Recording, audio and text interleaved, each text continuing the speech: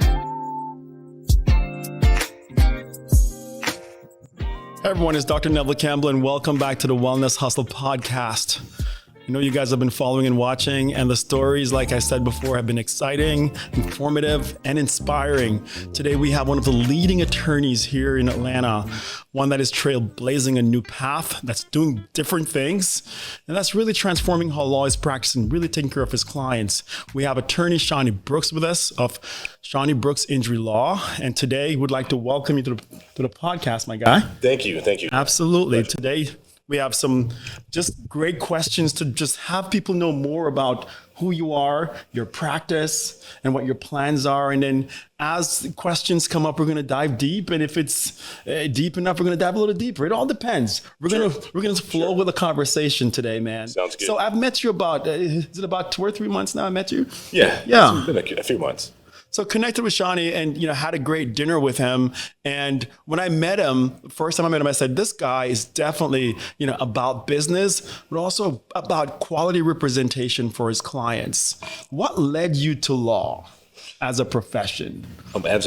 Well, unlike some people who know from early on that they want to be a lawyer or want to be in the legal profession, I really had no idea. It's just a series of unlikely events that kind of led me to the law. One of which was I had a really positive experience when I was undergraduate school with a professor who actually happened to be an attorney. He was an injury attorney, coincidentally, and he just had a very positive impact on me. And I also, wanted to know more about the law just in general, because as I was growing up in New Orleans, sometimes, it would be a situation with the police, and I feel as if, you would be powerless in a situation where you don't know the law, don't have a good understanding. Gotcha. And I thought that if I had more of an understanding about the law, well, then that may be able to kind of protect me in situations like that when I had to interact with law enforcement, if it was a situation with, may not be a traditional situation with law enforcement. Where'd you go to law school? So I went to law school at Texas Southern University in Houston, Texas. And coincidentally, during the time I was in law school, Hurricane Katrina hit. So then I had, even though I was from New Orleans, I had a lot of family from New Orleans. So they ended up coming up from New Orleans to Texas in the midst of, I want to say, my second year in law school. Yep. So it was, needless to say, it was a pretty challenging experience. I got you, man. I got you. Katrina itself was challenging for everybody. So I can only imagine being in school in that area and, navigating that. But also, just not just that, but let's talk about, you're navigating through all of this. You're succeeding at completing law school and then starting your firm. When did you start Shani Brooks Injury Law? Is that immediately after school, or did you work for a couple of years? Well, I worked for a couple of years here and there at various firms, and I did some other contract work as well through some county agencies. But and I actually initially started the firm, or the legal entity for the firm, back in 2009, but I didn't really get started in the practice of injury law until 2018. Gotcha. So it's been roughly about 7 years now that we've been doing injury, about 6-7 years. So what made you do it? What made you start your own firm? That's a good question, I guess. And I was happy with what I was doing, or I guess I felt like I was having some success in some areas, but I intentionally, when I went to law school, I wanted to open up my own firm and have my own practice initially, because I didn't come straight from undergraduate school to law school. I actually worked in finance. I was a financial analyst for a number of years, and a few years out of school. And I worked in corporate accounts at another company.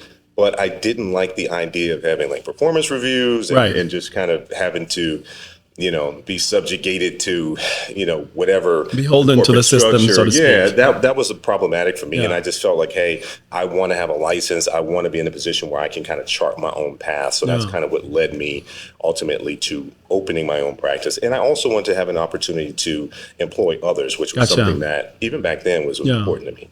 So you started in 18, you said, right? 2018. How was the start? Oftentimes starts are not as easy as people would make them to be years down the line. So, I mean, maybe you're lucky in that respect where you just started out and it was beautiful. Everything was perfect. No, I wasn't lucky. How was your start? I'm curious. I wasn't that fortunate for it to just be like, just like, lightning in a bottle. No, what happened was I wasn't prepared, financially, because when you're starting a law practice, well, you need money, and if you don't need money, you don't have access to capital, which I didn't have. It made it very, very difficult to kind of launch some of the things that I thought, or I believed at that time would help me be successful, as a law firm owner. So I just kind of, a lot of it was trial and error, and a lot of it was just a lot of long days and long nights and just trying to figure out some of these things. But I did have one component that I already had down, which was because my undergraduate degree was in business, and I had experience, limited experience in business. Well, then that kind of helped me. A lot of lawyers don't have that advantage. What happens is they come straight from law school, and then they either start working for a firm or they start a practice. So they're not really well versed in the business aspect of law, which is a very important part if you're going to be running a successful law practice of any type. Gotcha. So, and thanks for sharing that, because it leads into my follow-up question. Sure.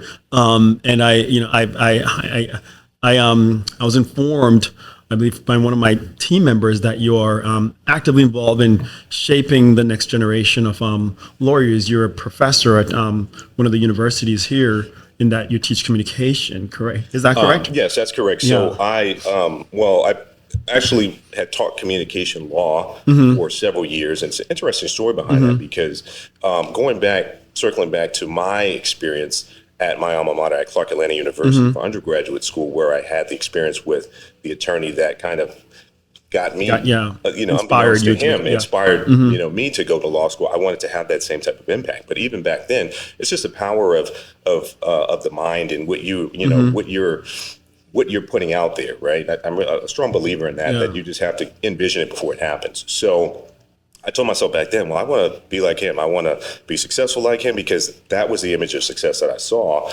And I also was like, in my mind, I said, well, I also want to teach here one day too. I would like to do something like this. So fast forward 15 years, and not only am I running a successful injury practice, but I also had an opportunity to give back and to work as a professor, which is one of the things that is important to me. So I've gotten a lot of opportunities over the past couple of years to former students, and I've written a lot of recommendation letters. I've sponsored different students, not only from my alma mater, but other schools in Georgia. Just in general, we give scholarships, and then also give them an opportunity to work within the law practice. Because before I became a lawyer, I never knew a lawyer. I never spoke to one. I never saw one. So I wanted to give young men and young women the opportunity to come and just see what it's like to work in a law firm, see what it's like, and get the experience, and be able to see, oh, okay, well, this is something that I could see myself doing, because it's the power of positive imagery, So if not only seeing it on something like TV, but being able to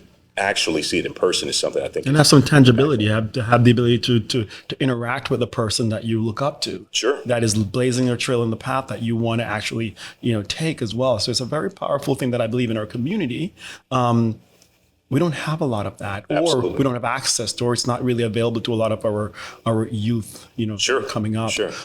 So in light of your of you starting your new practice back then in 2018 and navigating the challenges of that, and your background in education, what you've learned and seeing all that stuff, if you had to give any advice right now to, let's say, a classroom of new lawyers graduating, looking to start their own practice, what would that advice be? I would definitely advise getting under mentorship and just putting yourself in the environment where people are actually doing what it is that you want to do. So if you put yourself in those spaces, and it'll give you an opportunity potentially to either through mentorship work with them, or get an opportunity where you can get the knowledge that you need in order to kind of help you, move things along with your practice, and just avoid some of the pitfalls that a lot of practitioners have kind of fallen in over the years. So I think that's really important. Gotcha. So with your about 7 years in practice right now, approximately, Where you are currently, did you foresee this at that initial onset? Did you plan that in 7 years, this is where I'd like to be? Or this is just, you've just stumbled into this place and said, whoa, I'm here? No, there was some planning that came into play. I mean, the success where I've been able to, the success I've been able to achieve is not what I envisioned then. I just didn't have a roadmap for what it was going to look like, but I did have a roadmap. I knew that I always envisioned myself as a success and carried myself in that framework. So that kind of gave me an idea. But as years have gone by, things just continue to improve. But a lot of the improvement and a lot of the success comes from just continued effort, day in, day out. It's just a grind. So it's just something that from sun up to sundown. A lot of people think, hey, you just stumble up and you run a multi-million-dollar firm. It just doesn't work like that. It's not magic. It's just not magic. It takes a lot of work and time and effort in order really, man? I thought it was magic. Doc, I know you know it's not magic.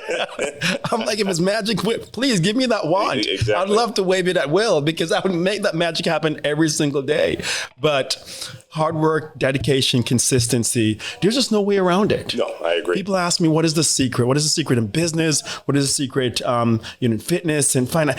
There's just really no special secret. The thing is, you really have to be consistent. You have to lock in, be committed. And the daily incremental change is what's going to result into that 5-10 year, like, whoa, I'm here now. But it's those daily, almost unnoticeable changes that's cumulatively making that difference over time. If you had 3 words that you could describe yourself, 3 words that has led to sort of, that's giving you the framework for the decisions that you've made over the past 7 years to being at where you are right now, what would those 3 words be? I'd say dedication, is I'm dedicated. That's something. Reliability. Right. So if you're reliable, you're not only, other people being able to rely on you, but you being able to rely on yourself to do what is required. Right. And I'd say, just passionate about what I do, just in general. That passion is going to drive you to continue to strive, even when things, may not be going, according to plan or what you believe the plan to be, but just staying with it, and being habitual and really being intentional about what you're doing. I appreciate you sharing that.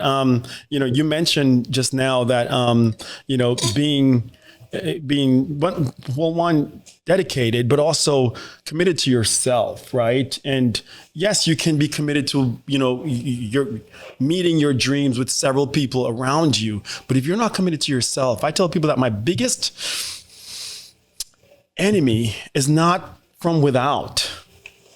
It is that mind that is within. When I wake up every morning, hey, you know what? Sleep in a little longer. Or you know what? You should be reading this today to learn. You know what? You can do that tomorrow. And it's always delaying or, procrastinating what has to be done.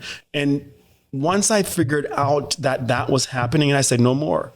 Whenever that voice comes and says, do this, I make sure I do the opposite of that voice. And I find that every time I do the opposite of that voice, it's progress. It's progress. So again, it's not what people outside are saying. What are you committed to doing? And are you staying true to your own commitment? I think that's a major part of people who are successful. They wake up every day and they reaffirm to themselves that this is going to be my path. No matter what my mind is telling me, I tell you, sometimes I don't like my mind. Yeah. Sometimes I do not like my mind telling me the most random things. And I'm like, please just stop this already, because my focus is over here, but you're trying to get me off this path. And I'm not certain why our minds are programmed to take, the path of least resistance, the easiest path. Oftentimes these paths never lead to the dreams, the goals that we have in mind. Sure. Almost never. So in your practice right now, as you're looking to like set up structure for the next 5 years and the next 10 years, what is your short and long-term sort of plan, or the framework of the plan for your practice? Well, I guess the short-term goal is just to continue to build the practice in Georgia. So most of the work we do, or almost all of the work that we do now is in Georgia. We're licensed in Georgia, but we are looking, I guess, to continue to expand our footprint throughout the state of Georgia. And I guess the long-term goal or kind of the mid-range goal would be to expand to more of a regional practice where there are a number of different states where we're continuing to provide the same level of service and expertise and legal representation that we do here in other states where, especially in areas that may be underserved. Gotcha. Any political interests? I stay out of politics. That's not really something, that raises the red flag with a lot of people. So what I like to do, I'll tell you this, I like to do and effectuate change where I can, right, and control the things that I can control, and everything outside of that, I'm just, Right. I try and stay away. But I'll tell you what, though, I mean, if you think about this, right, each of us, right, we're giving our little microcosms or our little silos. And if we really want to really impact change, the best place to start change is in that space, in that area, right? Sure. And I think if we all adapted that and started to make the change that we would like to see in those areas, and then ignite fires and then see those people take that change out. I mean, it could have a major ripple effect. Sure. But I think, oftentimes, we get focused on big change, but big change actually starts with small changes. Agreed. And the mindset that comes with it. So so regional expansion you're looking at, and any franchising with the law firm, or not franchising, but just like national sort of expansion, or not right now. Not right now. And then, it really kind of all depends on what, you're always reevaluating what you're looking for. Because sometimes what happens is you think, oh, when I get to this level, I'll be happy, and this is where I want my life to be. But what's really important to me is family. So, I have a beautiful wife, and I have, some younger children. So I want to make sure that I can give them, not only financially provide for them, because that's my obligation as a father, or I believe it to be, but to also be present, so that's something that I want to be. So if I'm in a position where I'm, kind of spread myself too thin, then that may be something that may suffer. And I don't want to, coming from, being someone, the oldest of 4 boys coming up in a single family home, that's not really something that I'm really comfortable with, which is not being there as much as I can for my family. So if it is going to be a potential national expansion, I would have to have 100% mastery of first the local, then the regional, and then have all of the proper infrastructure in place. Managing, family's good, all that stuff. Everywhere else that can kind of do most of the tasks and things that we need done in order to make it successful without sacrificing the quality of representation and the quality of the customer service that we provide. Gotcha. So it seems to me that that the quality of that personal branding that has been done and the quality of how that spills over into the firm now and how that is perceived is very important to you. Absolutely. With that said, what makes Shani Brooks different from the other attorneys here in Atlanta? What separates you? Yeah, that's a really good question. And, everybody has everyone's unique in their own way. There's some things that you do, and some people that are really successful, they play to their strengths. What makes them, because you have a lot of choices, especially in the Atlanta area. You have a lot of different lawyers, a lot of different doctors that you can choose. But what happens is, I think, especially as it relates to being an attorney, it's a personal experience. So the person has to be able to connect with you, believe that you have the knowledge, expertise, and experience in order to be able to help them. But they also have to have trust.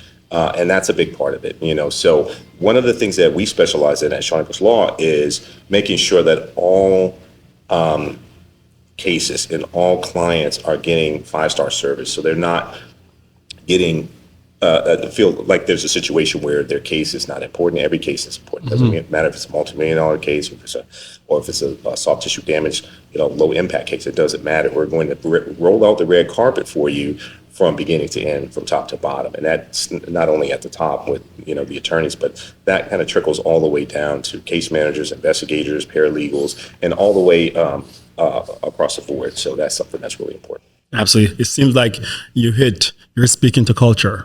Yeah. The culture that you create in your organization. How would your staff members describe you? They probably would be. I'm pretty sure that they would have some really good things to say about me. They probably think that I probably am too accommodating when it comes to certain things, and but I pride myself on being really fair, and also like caring about what's going on in their lives as well. Gotcha. So when I come from corporate, where in the corporate world there isn't it's just not like that. Yeah. But I told myself that, hey, when I do, the corporate culture, depending on the company, some companies have a really great culture and some have a really, really terrible culture. But what I told myself was that when I was a business owner and that I was going to do things differently and I was going to make sure that my people were taken care of, that it was a very safe environment, a good environment to work in, and that they feel valued, and that they also were getting the training in order to make them a better business professional, legal professional at the firm. So it doesn't matter if they were there 6 months or 6 years,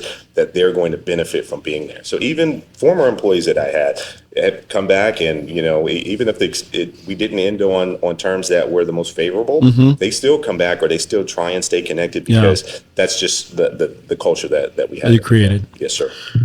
Well, thanks, man. That's good. I ask people that question a lot because it's important. It's important to ascertain or understand the perception, how your staff members perceive you. But I can tell you, no one builds, a successful empire, successful company without some sort of culture that is working.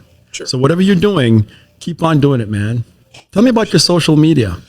Well, my social media, it's growing. I'm trying to grow All right. social media. I'm really late to the dance when it comes to social media. I'm just really a private person, and I just really didn't want to start doing social media. Something I was very resistant to doing, but that was such a mistake, because there's so much in the way of opportunity with social media to reach so many different people. So I just recently, in the last 2 years, I want to give a shout out to Jordan Howe, who is my social media manager, and she's fantastic. But she's the one who gets me out of my comfort zone. A lot of times she'll say, "Hey, I want you to do this," but she knows me well enough to know what's on brand. Right. She says what's on brand and what's something I'm just not going to do. I'm not doing a bunch of slapstick type of social media or doing a bunch of TikTok dances. That's not going to be me. But as long as it's authentic, and what I like to do is make sure that my social media is authentically me, and it's been that way since we pretty started. I mean, I would be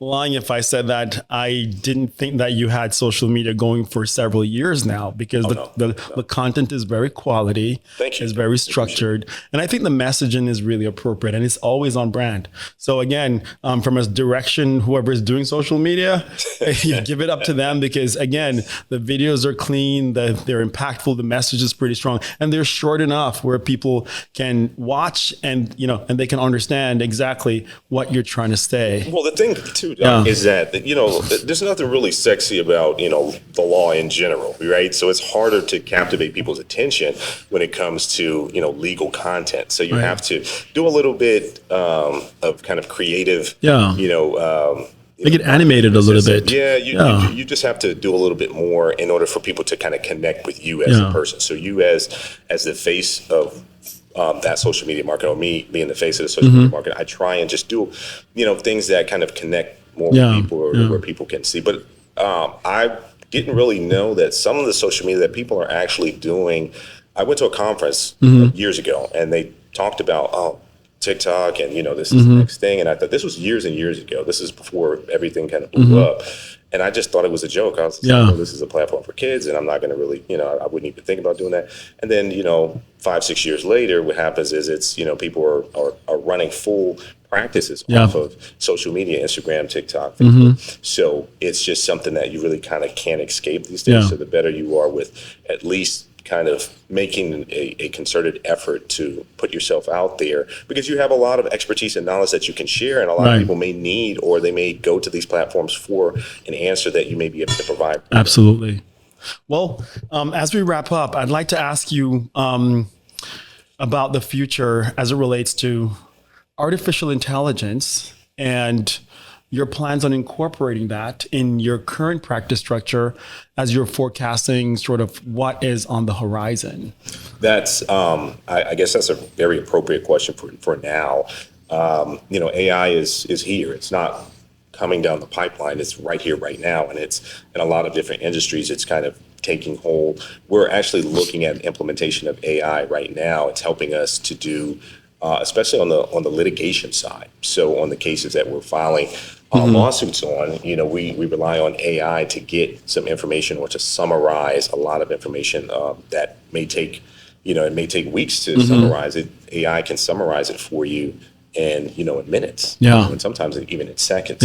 It can give you a different perspective on something that you may not have, a way that you may not have thought about it. So, or it's just, well, it can't. I don't believe that it's in a position to really kind of take over, in the legal industry right now. Right. Though I can't say what's coming down the pipeline 10 or 15 or 20 years from now and what's happening then. But what I can say is that it's a very useful tool right now, and we're looking to continue to expand the use of it. So right now we're using it pretty consistently. We pretty much started rolling AI out at the firm in some capacity about 6 months ago. Gotcha. And, we just want to be on top of it. We want to be on the cutting edge of what's new and what's innovative and what can kind of help us continue to provide our clients with the most or the best experience possible.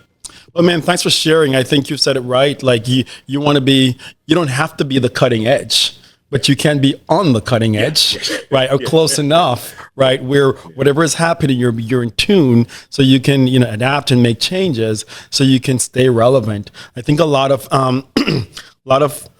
people from the 70s and 80s, those big companies like Kodak and those companies who didn't really survive, and they were really major companies then, they just didn't figure out a way to stay relevant with the changing of the time. So I believe that all of us in law, in medicine, in every industry, we are going to actually be impacted significantly with artificial intelligence. The how, we don't know yet, but we do know that the changes are coming. And if you're not abreast of what's happening, then you will likely be left behind. So it behooves all of us from a practice standpoint, from a business standpoint, to begin to pay attention, to begin to understand what's happening, to see how we can apply or not apply to our business structures. The goal is to stay relevant and to stay competitive, because if you don't, then the sad thing is you will be left behind and you'll be irrelevant in years to come. Shani, it's a pleasure talking with you today. I appreciate you taking the time to share your story, to share about your practice.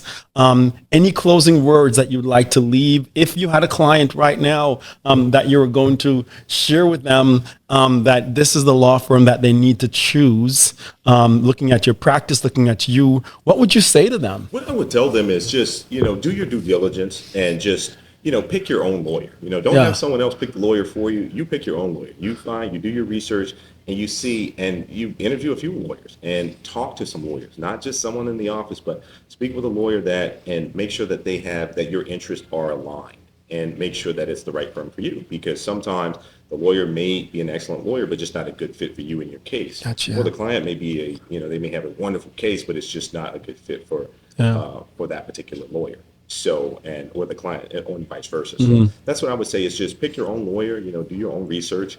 And if you have any questions, give us a call. Shani Brooks Law. Shani, it's a pleasure, man. Pleasure, Doc. Thanks a lot. I appreciate it. Thank you.